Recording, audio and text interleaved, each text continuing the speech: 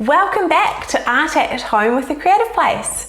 This week we're going to be exploring mark making and we're going to be learning a little bit about pop art through our artist model Dine. This is Dine's artwork called A Beautiful Heart. So he's done a series of hearts that are beautiful and colourful and vibrant, that have lots of colour and texture. As you can see, this one isn't so colourful, but it's got loads of texture, especially in the background. He uses different ways of making these hearts stand out. So this one's got lots and lots of colour, but you can still see that beautiful shape of the heart. And he has also done a whole series of artwork that has tools and utensils and things like that, and he does some beautiful mark making with his media that he uses, and just really leaves kind of an impression of the object, which is something that we can take inspiration from.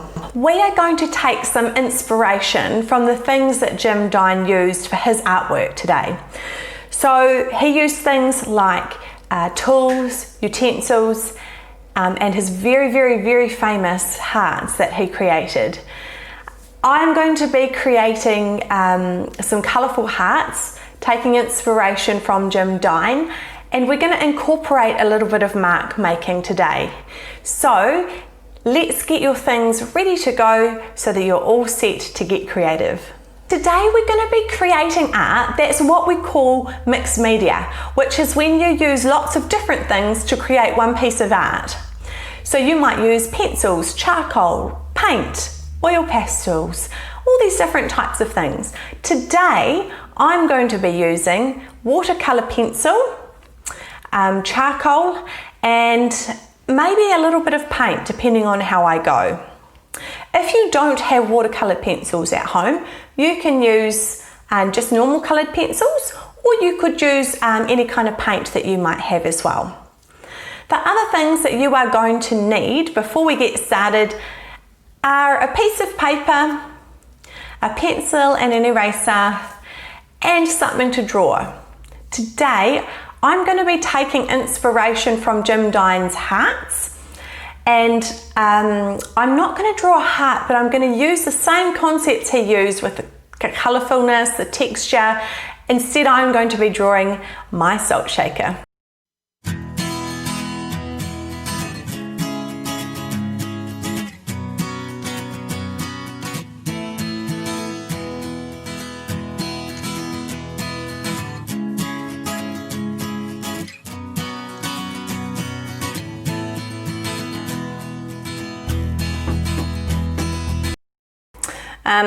I'm going to rub out because I draw quite quickly and I leave a lot of hairy lines, which sometimes when we're adding lots of colour over the top can make it a little bit mucky. So I'm going to just go ahead and rub out some of the lines I don't need anymore, because what I am going to be left with, hopefully, is just a simple shape that I can then add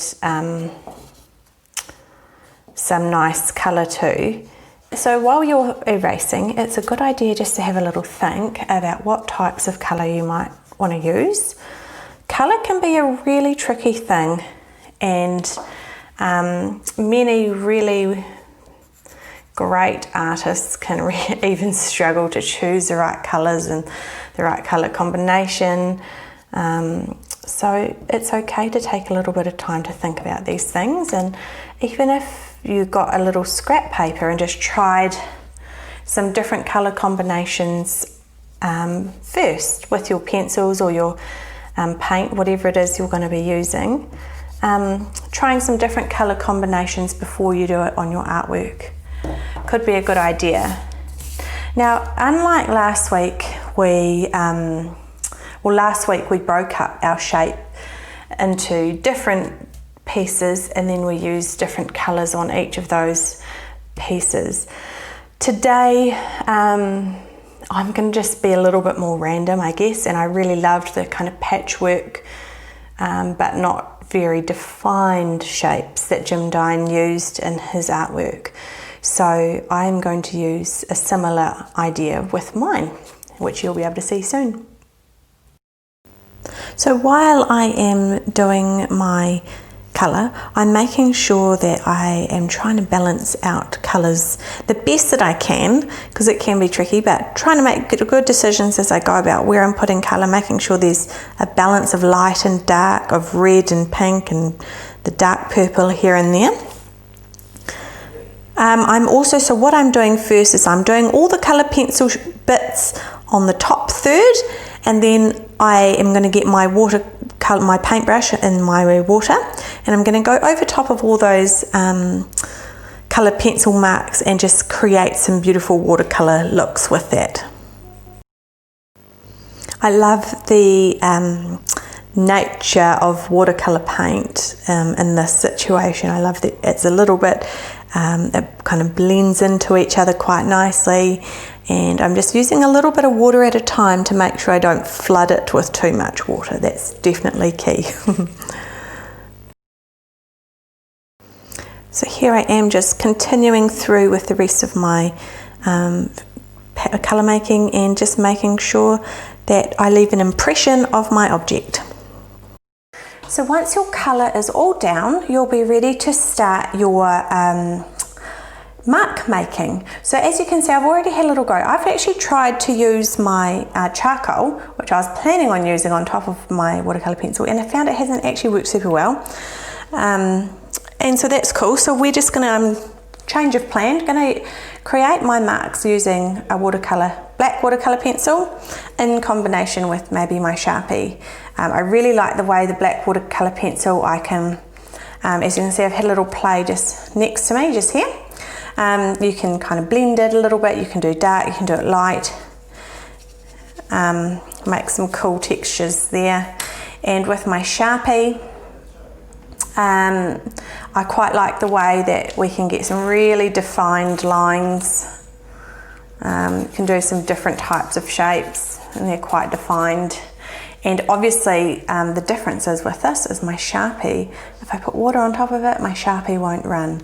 Whereas this one could potentially get a little bit mixed up with my other colours, so I just have to be careful. One thing I'm going to pay close attention to, as you can see where I've already started, is the light direction on my salt shaker. So I can see that the light is coming from this side here. So that means that all the shadows, well not all of them, but a lot of the shadows are kind of going to fall on this side of the object. And I'm just going to take notice of that, where I see the dark, where I see the light, while I am doing all my beautiful mark making.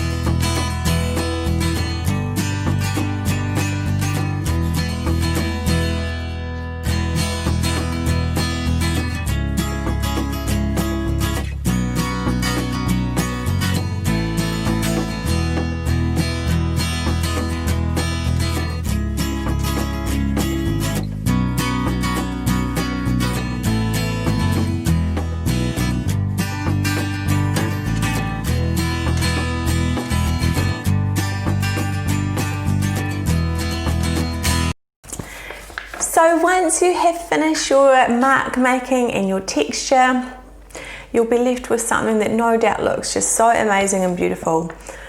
I've really enjoyed this lesson today, and it's a little bit of a reminder as well for me as well that art doesn't always go the way you think it will go at the start, and that's okay. You work with what you've got, you learn how to creatively solve problems and still make something that you're really happy with in the end. If it gets ever to the point where you're just too frustrated and it's not working out for you, you can just stop, have a little break, walk away, come back to it a bit later, or you could always start again. It's totally okay. Anyway, I hope you all have a wonderful week, and I will see you next week. Bye.